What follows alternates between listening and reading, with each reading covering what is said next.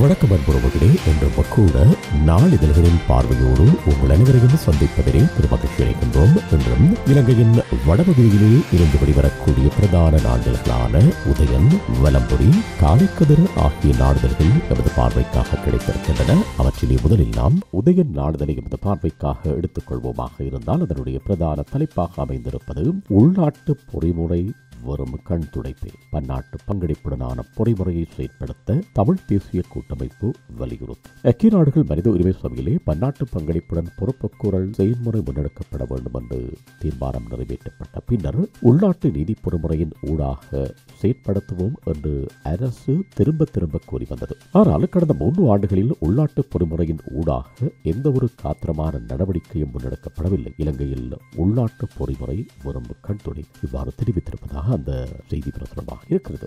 மற்றொரு செய்தியாக புதிய அரசமைப்பு விரைவில் உருவாக இந்தியா அழுத்தம் கொடுக்க வேண்டும், தவறினால் வடகிழக்கின் போக்கு வேறுபடுகிறது அமையும் என்று மோடிக்கு சம்பந்தம் எடுத்துரைப்போம். இலங்கையிலே புதிய அரசமைப்பு விரைவிலே உருவாக்க இந்தியா அதற்கு அழுத்தங்களை பிரயோகிக்க வேண்டும். இந்த முயற்சி தோல்வியில் முடிவடைந்தால் தமிழ் தேசிய கூட்டமைப்பை விட தீவிரமான போக்கை கொண்ட தலைமைத்துவம் உருவாகும்.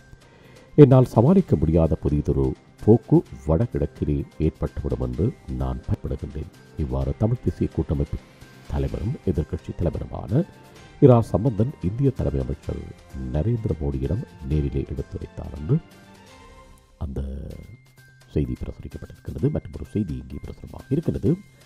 கோட்டாபாயவுக்கு பிணை, வெளிநாடு செல்லவும் தடை என்ற தலைப்பிலே அது அமைந்திருக்கிறது. படை காற்றாலை நிறுவனத்திற்கு காணி கொடுக்க விக்கியே ஒப்புதல் வழங்கியுள்ளார். ஆவணங்களிலிருந்து அம்பலம். கனகராயங்குளம் போலீஸ் பொறிப்பு அதிகாரியின் தாக்குதலில் முன்னாள் போராளி உள்ளிட்ட 3 பேர் காயம். இந்த சம்பவத்தை கண்டித்து இன்று போராட்டம் என்ற தலைப்பிலே ஒரு செய்தியும். சிஐடிக்கு டிமிக்கு விட்டு வெளிநாடு சென்றார் ரவீந்திரன். அவரது பயணத்திற்கு மைத்ரி அனுமதி அளித்ததாகவும் தெரிவிப்பு. வடக்கு முதல்வர் விக்கியை தத்தெடுக்க தெற்கு தயார், அழைப்பு விடுக்கின்றார் திஷ விதாரண. யாழ்ப்பாணத்தில் 2 இடங்களில் 119 கிலோகிராம் கஞ்சா சிக்கியது, சந்தேக நபர்கள் 4 கைது. வடகிழக்கிலே பொது வாக்கெடுப்பு நடத்தும் தீர்மான வரைவு இன்று நிறைவேற்றப்படும். நிலைமாறுகால நீதி செயல்முறை இலங்கையில் மந்தகதியிலே முன்னெடுப்பு. ஐநா மனித உரிமைகள் சபையின் புதிய ஆணையாளரும் விழாக்கள் போன்ற தலைப்பிலான செய்திகள் இன்றைய உதயன் நாளிதழிலே பிரசுரமாக இருக்கின்றது. இனி நாங்கள் வலம்புரி நாளிதழை எமது பார்வைக்காக எடுத்துக்கொள்வோமாக இருந்தால் அதனுடைய பிரதான தலைப்பாக அமைந்திருப்பது நீதியை நடைமுறைப்படுத்த இலங்கை மந்தவேகம். அதாவது புதிய ஐநா மனித உரிமைகள் ஆணையாளர் கடும் கண்டனம். இலங்கையில் நிலைமாறுகால நீதியை அர்த்தமுள்ள வகையிலே நடைமுறைப்படுத்தும் விதயத்தில், அதாவது அதிகாரிகள் மெதுவாக நகர்வதாக ஐக்கிய நாடுகள் மனித உரிமை ஆணையாளர் மைக்கேல் பெசேல்ட் கடும் கண்டனம் தெரிவித்துள்ளார். ஐக்கிய நாடுகள் மனித உரிமைகள் பேரவையின் 39வது அமர்வு நேற்று ஆரம்பமானது நிலையிலே தனது தொடக்க உரையில் ஐநாவின் புதிய மனித உரிமைகள் ஆணையாளர் இவ்வாறு குறிப்பிட்டுள்ளார் என்று அந்த செய்தி பிரசுரமாக இருக்கிறது. 14 வயது மாணவி உட்பட முன்னாள் போராளி மீது போலீசார் தாக்குதல். வவுனியா கனகராயங்குளம் போலீஸ் நிலையத்தின் பொறுப்பதிகாரி தாக்கியதில் முன்னாள் போராளியும் அவரின் 14 வயது மகள் அதாவது மாணவி உட்பட 3 காயமடைந்த நிலையில் வைத்தியசாலையிலே அனுமதிக்கப்பட்டுள்ளனர். இந்த சம்பவம் நேற்று முன்தினம் இடம்பெற்றுள்ளது என்று அந்த செய்தி பிரசுரமாக இருக்கின்றது. 13வது அரசியல் சாசன திருத்தம் தமிழர் தொடர்பில் மோடி கேட்டறிந்தார். பிரதமர் மோடியுடனான சந்திப்பின் போது இலங்கையிலே வடக்கு கிழக்கு மாகாணங்கள் தமிழர்கள் விவகாரம் தொடர்பாக கேட்டதுடன் 13வது அரசியல் திருத்தம் குறித்தும் இந்திய பிரதமர் கேட்டறிந்து கொண்டதாகவும் தகவல்கள் வெளியாகியுள்ளன. சபாநாயகர் கல் ஜெயசூரிய தலைமையிலான இலங்கை அனைத்து கட்சி நாடாளுமன்ற குழு நேற்று இந்திய பிரதமர் நரேந்திர மோடியை சந்தித்து பேச்சு நடத்தியது என்று அந்த செய்தி பிரசுரிக்கப்பட்டிருக்கிறது. ஜனாதிபதி மைத்ரியுடன் இணைய மாட்டேன்.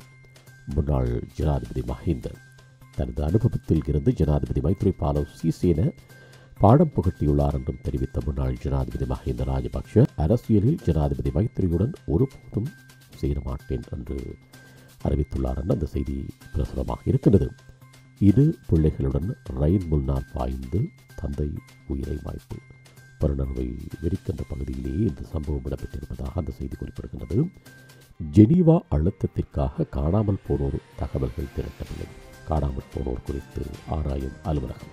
ஜெனீவா அழுத்தங்களை சமாளிக்கவோ அல்லது ஜெனீவாவில் அறிக்கை சமர்ப்பிக்கவோ இராணுவத்தை தண்டிக்கும் பாதை உருவாக்கவோ காணாமல் போனோர் குறித்த தகவல்களை திரட்டவில்லை. உண்மைகளை கண்டறிந்து உரிய மக்களை தெளிவுபடுத்த வேண்டிய கடமை நமக்கு உள்ளது என காணாமலாக்கப்பட்டோர் குறித்து ஆராயும் அலுவலகத்தின் தலைவர் சாலிய பீரிஸ் தெரிவித்தார் என்ற அந்த செய்தி பிரசுரமாக இருக்கின்றது. பழுதடைந்த உணவு பரிமாற்றம். திருமண மண்டபத்தின் உரிமத்தை ரத்து செய்ய நீதிமன்றம் உத்தரவு. யாழ்ப்பாணம் உரும்பராய் பகுதியிலே அமைந்துள்ள மண்டபத்தில் இடம்பெற்ற திருமண நிகழ்விலே பழுதடைந்த உணவு பரிமாறப்பட்டமை தொடர்பிலே மண்டபத்தின் முகாமையாளருக்கு எதிராக யாழ்ப்பாணம் மேலதிக நீதிவான் நீதிமன்றில் வழக்கு தாக்கல் செய்யப்பட்டது. அதன் அடிப்படையில் மண்டபத்தை மூடுமாறு நீதிமன்றால் உத்தரவிடப்பட்டுள்ளது என்று அந்த செய்தி பிரசுரமாக இருக்கிறது.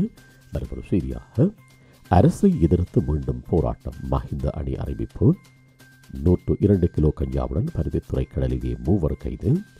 தமிழ் மக்களுக்கு பணியாற்ற எம்முடன் இணைந்து கொள்ளுங்கள். விக்னேஸ்வரனுக்கு திச விதாரண அழைப்பு போன்ற தலைப்பிலான செய்திகள் இன்றைய வலம்புரி நாளிதழிலே பிரசுரமாக இருக்கின்றது. இனி நாங்கள் காலைக்கதிர் நாளிதழை எமது பார்வைக்காக எடுத்துக்கொள்வோமாக இருந்தால் அதனுடைய பிரதான தலைப்பாக அமைந்திருப்பது சீறுகின்றது கூட்டமைப்பு.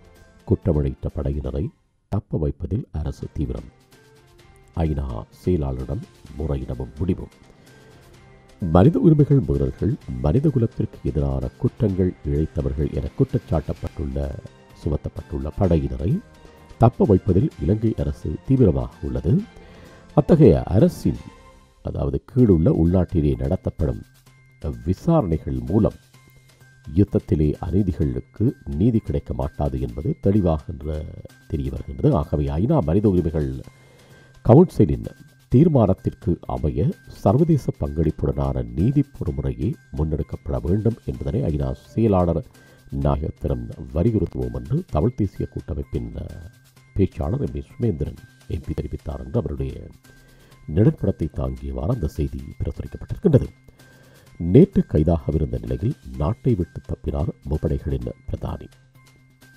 குற்றப்புலனாய்வு பிரிவினரால் நேற்று காலை விசாரணைக்கு அழைக்கப்பட்டிருந்த பாதுகாப்பு படைகளின் பிரதானி அட்மிரல் ரவீந்திர விஜயகுணர் நேற்று அதிகாலை நாட்டை விட்டு வெளியேறினார். அவர் இலங்கை அரசின் பிரதிநிதியாக மெக்சிகோவிலே நடைபெற்ற நிகழ்வு ஒன்றில் பங்கேற்கச் சென்றிருப்பதாகவே தெரிவிக்கப்படுகின்றது என்ற அந்த செய்தி அவருடைய நிழற்படத்தை தாங்கியவாறு பிரசுரமாக இருக்கிறது. விஜயகுணவர்தன தப்பியது ஜனாதிபதிக்கு தெரியும் என்ற தரப்பிலான செய்தியும் எம்மை பழிவாங்கவே விசேட நீதிமன்றங்கள். நாமல் ராஜபக்ஷ எம்பியும் காட்டம். மற்றொரு செய்தி இங்கே முன்னாள் போராடி குடும்பம் மீது போலீஸ் அதிகாரி காடைத்தனம். கரகராயன் குளத்திலே ஞாயிறன்று சம்பவம். மோடி ஜோவல் சோனியாவை சந்தித்து பேசுவாராம் மஹிந்த என்ற தலைப்பிலே ஒரு செய்தியும் இங்கே பிரசுரமாக இருக்கின்றது. நல்ல நண்பர்களே, இத்துடன் இன்றைய நாளிதழ்களின் பார்வையை நிறைவு செய்து கொண்டு மீண்டும் நாளிதழ்களின் பார்வையோடு உங்கள் அனைவரையும் சந்திக்கும் வரையில் நன்றி, வணக்கம்.